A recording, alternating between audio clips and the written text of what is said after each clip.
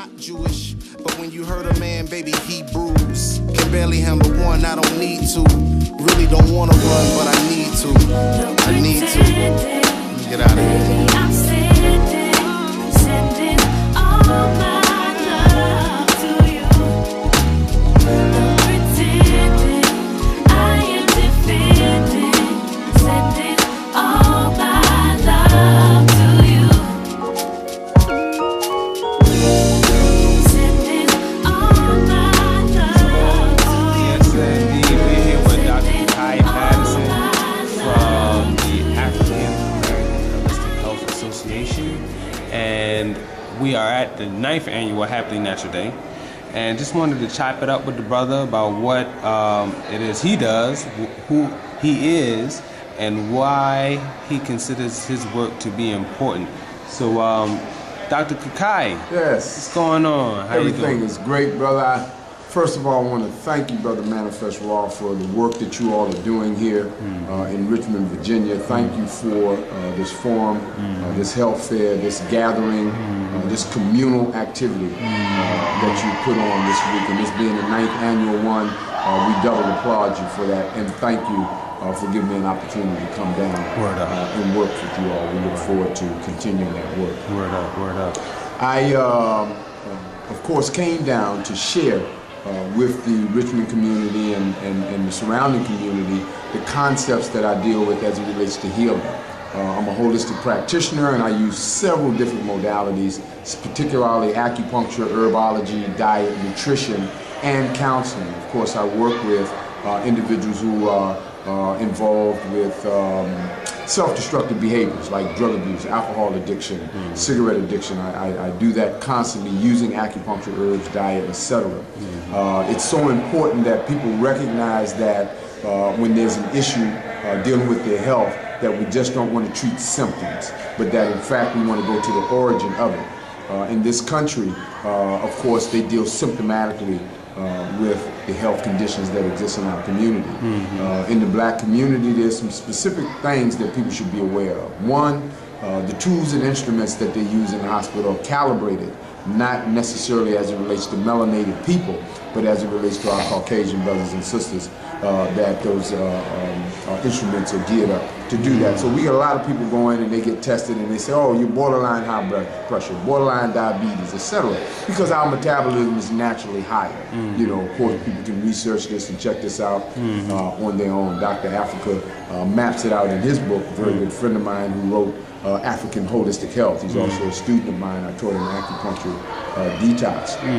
So he's very, very clear about that, and he lists that in his book. We can go back to the African Constitution, and the African Constitution talks about the need to have healing constantly in our community, and that is part of the foundation of our community. When we talk about healing, we're talking about prevention more so than anything else, to prevent individuals from going through and having a lot of self-imposed physical breakdowns, which they call diseases and illnesses and sicknesses. I don't use that language because that's not in most cases what it is. It's usually self-imposed physical breakdown. So we use tools like acupuncture, herbology, diet, nutrition, exercise, and what I call therapy. When I say therapy being different than exercise, because yoga is considered an exercise too, but it's more of a therapy when we think about the spiritual connections to those kinds of things.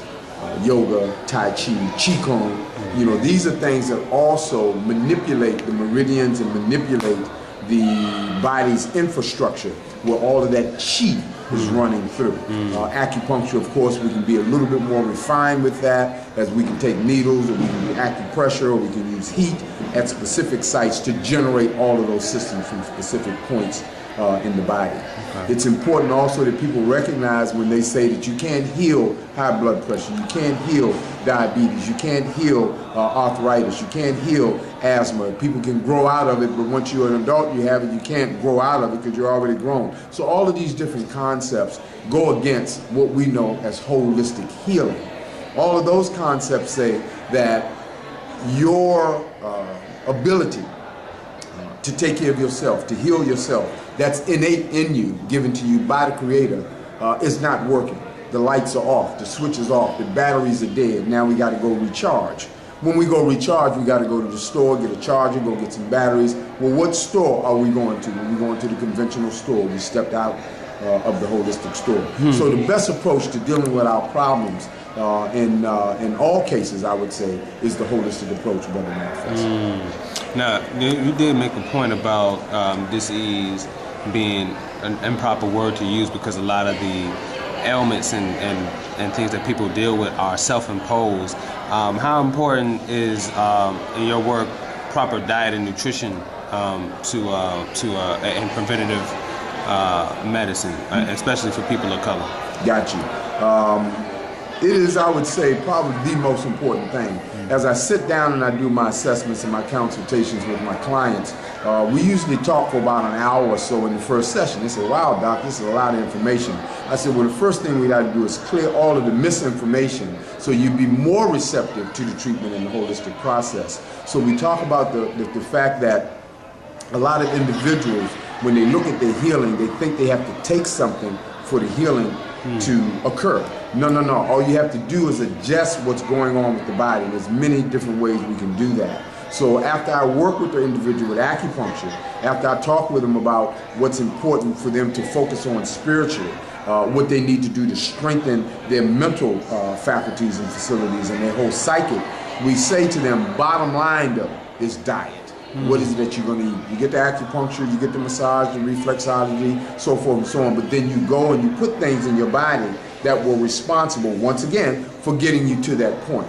So if I'm telling you not to eat specific things because they will exacerbate this high blood pressure, they will exacerbate the diabetes, they will, not allow the arthritic condition to resolve itself, over a period of time, and you go and you put these things in your body, well, when you come back to me, we're still behind the starting line once again.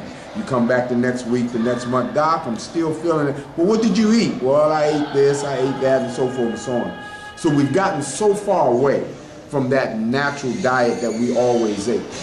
Today here I was talking with some folk, and some of the elder brothers and sisters came in, and I said, well, you already know, don't you? I said, didn't you come from the country? You remember your grandmother? Oh yeah, so people remember all of these things, what their grandmothers did, and going out into the backyard and pulling up some weeds and coming back in and helping them to resolve those problems. So we have to get back to that holistic concept. When you talk about black people, as you asked, black folk, again, the originators of these concepts, live that life. We taught everybody.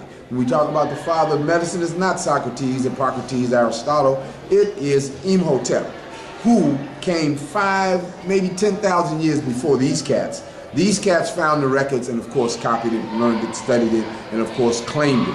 So we want to make sure that we understand that it was a black man who was considered the father of medicine. His name is Imhotep. He is actually listed on the Hippocratic Oath that the doctors pledge to. It used to be a mandatory thing. Now it's just a philosophical thing that you say, yes, I pledge to, I can't remember what god, some Greek god, Apollo, and then it has Imhotep's name in Greek, Asaphilus, or something like that. I have a hard time pronouncing that. But you can get the Hippocratic Oath and you'll see that right in the first line, the god Apollo and Imhotep. And it states very clearly that we will do no harm. So we know that there's medications that folk are using out there that have 10 times more side effects than efficacy.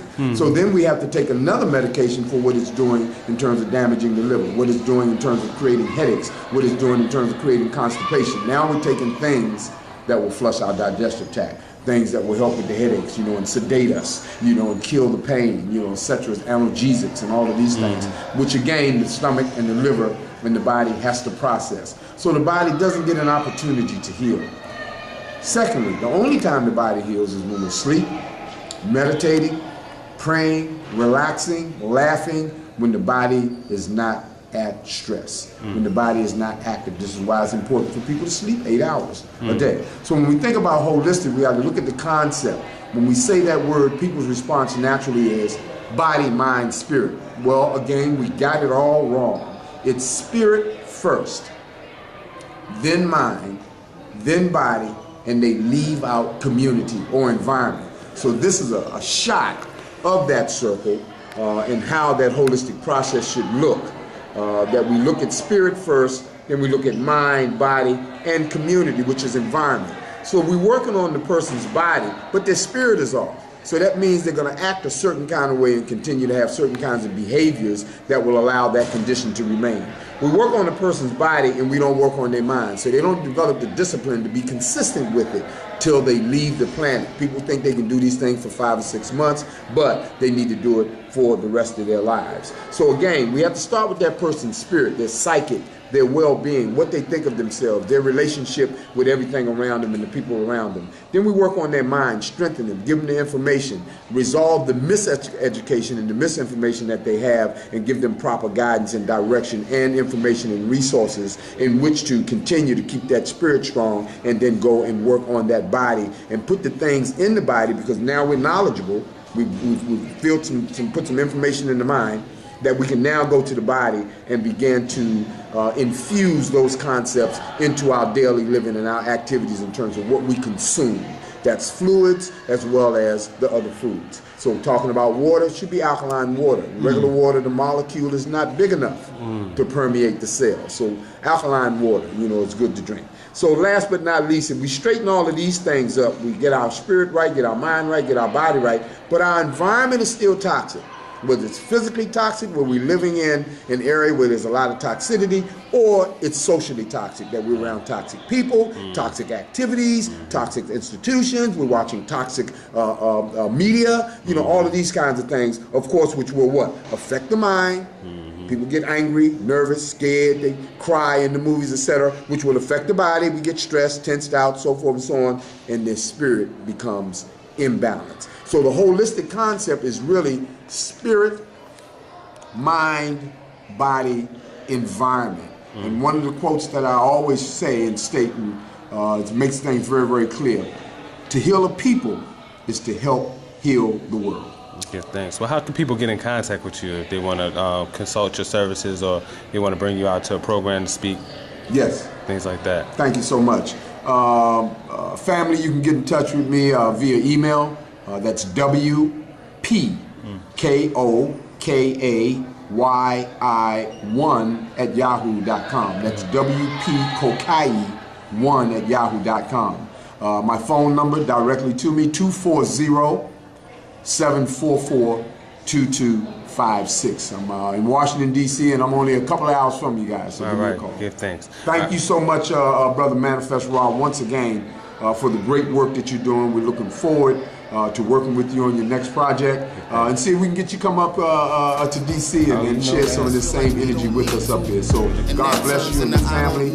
And the people want what grandma and granddaddy had, but they ain't have options, nigga. We do, and we choose to act foolish, not Jewish. But when you hurt a man, baby, he bruised. Can barely handle one, I don't need to. Really don't wanna run, but I need to. I need to. Let me get out of here.